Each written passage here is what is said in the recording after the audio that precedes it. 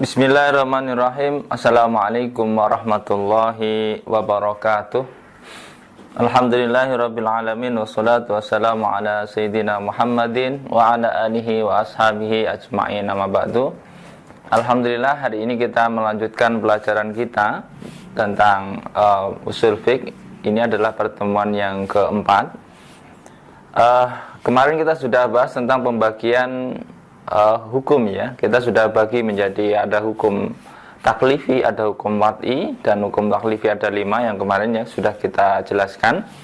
Pada kesempatan kali ini kita akan membahas tentang bab yang ketiga, al-babus sanis al-adillah asy-syar'iyyah, yaitu apa? Bab yang ketiga tentang dalil-dalil syar'i. Apa sih yang dijadikan sebagai dalil dalam syariat Islam itu? Nah, ini di sini akan dibahas. Nah, lalu dalil sendiri itu apa? Maka dalam kitab ini Anda bisa buka dalam halaman 23. Ta'rifud dalil. Apa sih yang definisi dalil itu apa? Ad-dalil lughatan al-hadi. Dalil kalau secara bahasa, dalil itu ya penunjuk. Orang yang menunjukkan itu namanya dalil. Maka ketika Anda mendaki gunung, kalau di Arab Anda mendaki gunung, maka ditanya, aina dalil? Mana guide-nya? Guide atau dalil itu penunjuk jalan, itu namanya dalil. Ini secara bahasa. Awil mursyid atau penunjuk, sama ya. Ini dalam segi bahasa maknanya begitu, dalam kamus bahasa. Tetapi dalam segi istilah syariat, maka apa? Dalil adalah ma yumkinu tawassul bin nadri sahih fihi ila hukmin syar'iyyin.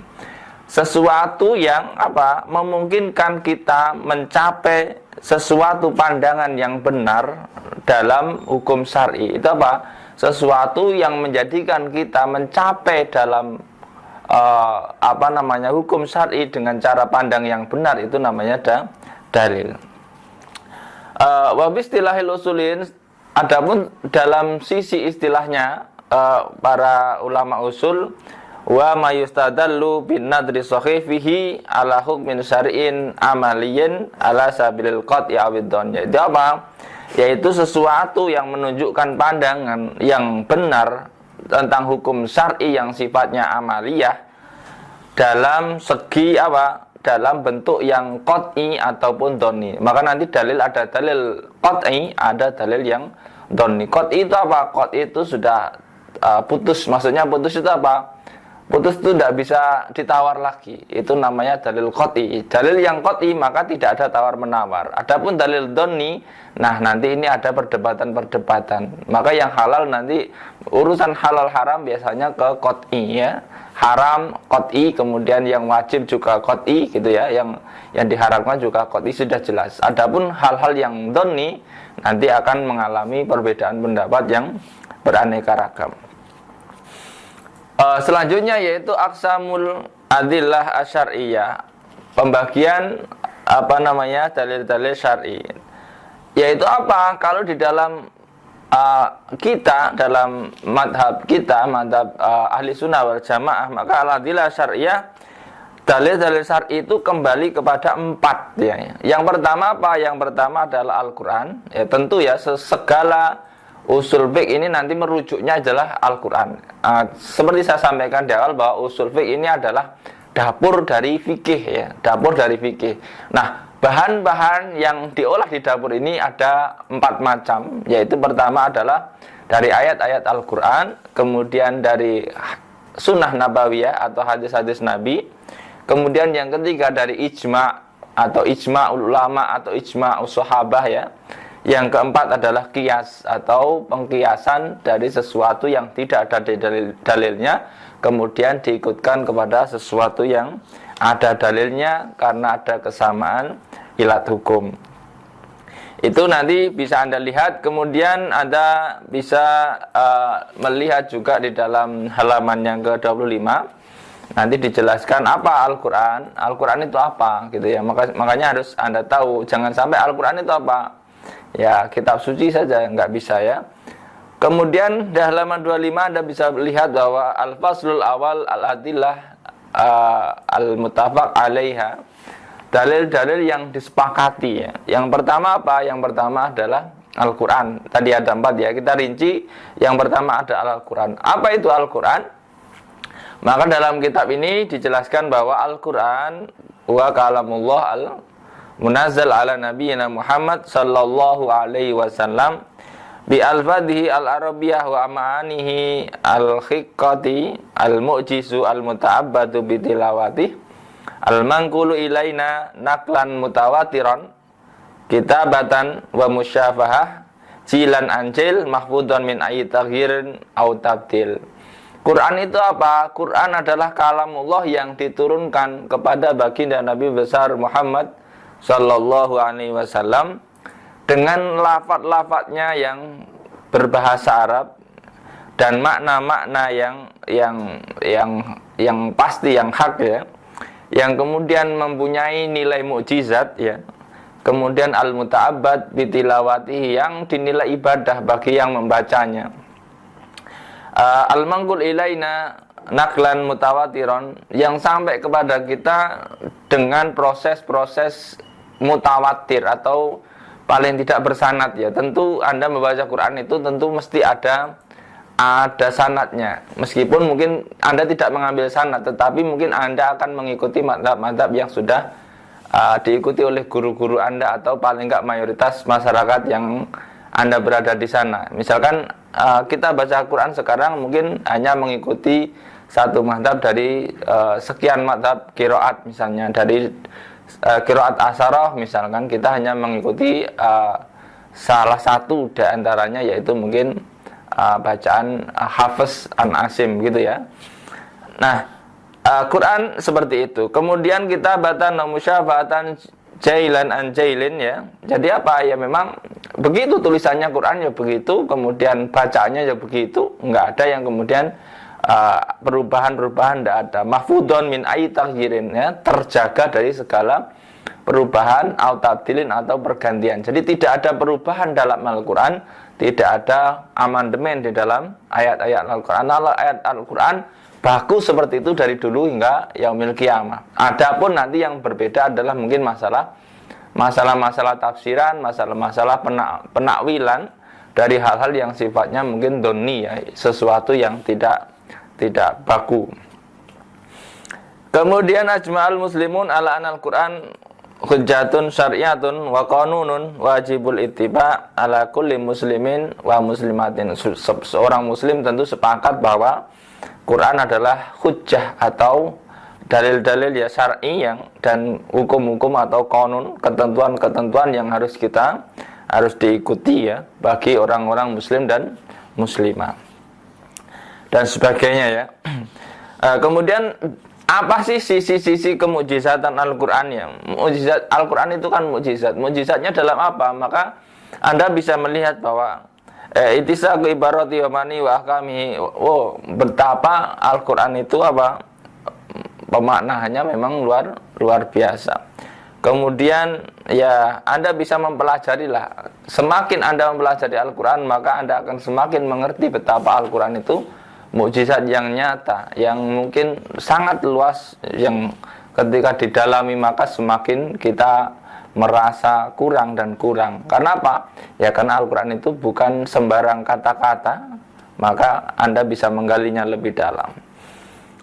Anda juga bisa melihat dalam fasahahnya Al-Quran. Al-Quran memang dari sisi fasahahnya sudah jelas, beda dengan catatan-catatan lain, beda dengan puisi, beda dengan syair ya. Tentu fasahahnya Al-Quran. Kalau Anda mendengarkan orang baca Al-Quran, apalagi dengan aturan yang sesuai, maka Anda akan menemukan sebuah ritme yang mungkin tidak mungkin orang bisa membuat seperti itu ya. Selama Anda hidup, coba Anda lihat semerdu mana orang membuat not itu ya, atau membuat syair-syair. Itu mungkin berbeda dengan Al-Quran.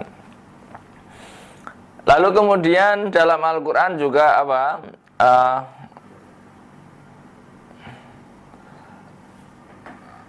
nususul Quran Al-Karim. Jadi ayat Al-Quran itu jelas ya, itu ya sampai kepada kita dari Rasulullah Sallallahu Alaihi Wasallam dengan cara yang mutawatir. Mutawatir itu apa? Rasul mengajarkan kepada sahabatnya, sahabat-sahabat Nabi nanti kepada generasi penerusnya, tabi'in kepada tabi'in ya. Kemudian sampai kepada kita, tentu itu mempunyai guru berguru ya. Maka tidak diperkenankan mungkin orang memahami Al-Quran secara otodidak ya. Sebagaimana beberapa waktu yang lalu ada orang mengatakan mempelajari Al-Quran secara otodidak maka akan membahayakan dirinya dan orang lain ya. Tidak bisa. Maka Anda mempelajari Al-Quran, mempelajari tafsir, maka harus tetap belajar atau berguru kepada orang-orang yang sebelumnya. Karena untuk bisa mencapai kefasahan Al-Quran, cara bacanya yang benar, Anda harus melalui seorang guru yang akan meriwayatkan cara baca yang benar sesuai dengan yang sudah diturunkan oleh Allah melalui nabinya Nabi Muhammad sallallahu alaihi wasallam. Wa mimma yadullu 'alal hukmi dilalatan qat'iyah qaulu ta'ala, banyak ya, misalkan ada contoh ayat a'udzubillahi minasyaitonir rajim walladzina yarmunal muhsanat tsumma lam ya'tu bi arba'ati syuhada wajliduhum samanina jaldah wa la taqbalu lahum syahadatan abada wa ulaika humul fasiqun ya. Contoh-contoh ya, misalkan samanina jaldah ya, jelas ya. Ala hadal adat qat'iyah. Pokoknya Quran itu kalau bicara tentang aturan kewajiban dan aturan larangan dan hukuman itu jelas, ada angkanya ya. Misalkan barang siapa melempar dugaan kepada orang-orang yang muhsanat, orang-orang yang menjaga diri, dituduh apa? Dituduh zina, maka orang yang menuduh zina itu wajib menghadirkan 4 saksi laki-laki. Ketika dia tidak bisa menghadirkan 4 saksi laki-laki, maka orang yang menuduh itu bisa dihukum dengan 80 kali cambukan. Jadi kalau Anda menuduh orang melakukan perbuatan zina dan Anda tidak mampu menghadirkan saksi yang 4 laki-laki atau 8 saksi perempuan, maka Anda kena dosa, dan cara menghapus dosanya adalah Anda dijilid 80 kali. Ini orang yang menuduh saja. Jadi betapa jelas ya, menuduh zina itu dicambuknya 80 kali. Kalau orang melakukan zina yang misalnya zina bukan muhson, itu dicambuknya 100 kali. Kalau menuduh tidak bisa menghadirkan bukti, maka dicambuk 80 kali. Ini dalam rangka apa? Dalam rangka Anda dilarang menuduh tanpa bukti, karena tuduhan tanpa bukti itu adalah fitnah yang nyata. Kemudian bagian-bagian hukum ya. Dalam Al-Quran itu dalam hukum itu mengandung beberapa bagian. Yang pertama apa? Biasanya ada ahkam etiqadiyah, hukum-hukum yang sifatnya tauhid ya, hukum-hukum yang sifatnya adalah akidah. Maka dalam Al-Quran nanti ketika ada permasalahan pembacaan ayat tentang hukum, biasanya ada hukum tentang ketauhidan. Tauhid itu apa? Tauhid itu masalah iman atau dalam segi kecil kita bahasakan bahwa ada rukun iman di dalam Al-Quran. Ada aturannya bagaimana yang harus Anda yakini, bagaimana yang Anda dilarang meyakini, dan sebagainya ya. Bagaimana nabi yang harus Anda tahu, bagaimana malaikat yang harus Anda tahu, dan sebagainya. Ini namanya hukum-hukum i'tiqadi. Kemudian yang kedua ada hukum-hukum akhlaki. Hukum-hukum akhlaki adalah apa? Wa yallati tata'allaq bil fadha'il allati yajibu ayatahalla biha al-mukallaf warrada'il allati yajibu ayatakhalla anha. Ada hal-hal yang harus dilakukan ya, kebaikan-kebaikan yang harus dirutinitaskan. Ada juga keburukan-keburukan yang harus dijauhi. Ini namanya nanti hukumnya hukum akhlak. Kalau di dalam dunia kita nanti disebutnya biasanya di dalam pelajaran materi-materi tasawuf misalnya ya. Ini adalah dalil-dalil akhlak. Maka dalam Al-Quran nanti akan ada pembahasan tata krama, budi pekerti, dan sebagainya, yang barangkali di dunia kita itu sudah terjadi, tetapi mungkin akan lengkap lagi ketika Anda padukan dengan apa yang diperintahkan Allah dalam bersosial, kehidupan sosial lah, kira-kira begitu. Misalnya bagaimana tata cara bicara dengan orang yang lebih mulia, bagaimana bicara dengan Nabi, bagaimana cara memanggil Nabi, kan gitu ya. Mungkin di Arab tidak kenal ada namanya misalkan memanggil orang dengan kata mas, gitu kan, nggak ada. Kalau di Indonesia kan ada mas, kang, bang, dan sebagainya. Ini bentuk bahwa ini bagian dari akhlak ya. Nah, maka di dalam Al-Quran dijelaskan, janganlah kalian memanggil Nabi seperti kalian memanggil saudaramu ya. Karena apa? Karena Nabi itu berbeda. Maksudnya apa? Anda diperintahkan untuk lebih apa? Lebih berakhlak dalam memanggilnya. Manggillah dengan sebutan yang baik dan sebagainya. Ini namanya hukum-hukum akhlaki. Dan hukum akhlaki ini tidak akan Anda temukan di dalam fikih. Karena hukum akhlaki ini nanti pembahasannya biasanya di dalam akhlak atau di dalam ilmu tasawuf ya. Kalau hukum-hukum etikot nanti di dalam ilmu-ilmu akidah, ilmu-ilmu usuluddin dan sebagainya. Yang ketiga adalah ahkam amaliyah wa yallati tata'allaq bima sadara minal mukallaf min aqwalin wa af'alin wa uqud wa tasarrufat. Yang ketiga yaitu hukum apa? Hukum amaliyah. Hukum amaliyah itu hukum apa? Hukum amaliyah itu ya hukum fikih ya. Yang berkaitan dengan apa? Yang berkaitan dengan hal-hal yang dibebankan kepada orang mukallaf, termasuk kewajiban, termasuk larangan, termasuk yang halal mana, yang haram mana, kemudian transaksi-transaksi, akad-akad jual beli. Maka itu nanti masuknya dalam hukum fikih ya. Ada hukum fikih muamalat, fikih ibadah, tata cara pernikahan, perceraian, kemudian aturan hukum pidana, perdata dan sebagainya. Nanti masuknya di dalam hukum fikih. Jadi di dalam Al-Quran itu mencakup 3 aspek hukum. Yang pertama hukum i'tiqad, hukum akidah. Yang kedua hukum akhlak, hukum tata krama. Yang ketiga adalah hukum amaliyah atau hukum fikih yang sudah Anda kenal beberapa waktu yang selama ini ya. Fikih adalah hukum-hukum yang berkaitan dengan keseharian kita. Demikian pada kesempatan kali ini untuk bahasan usul fiqh. Nanti bisa Anda baca lagi ya. Ini tadi di halaman 27 itu pembagian hukum-hukumnya.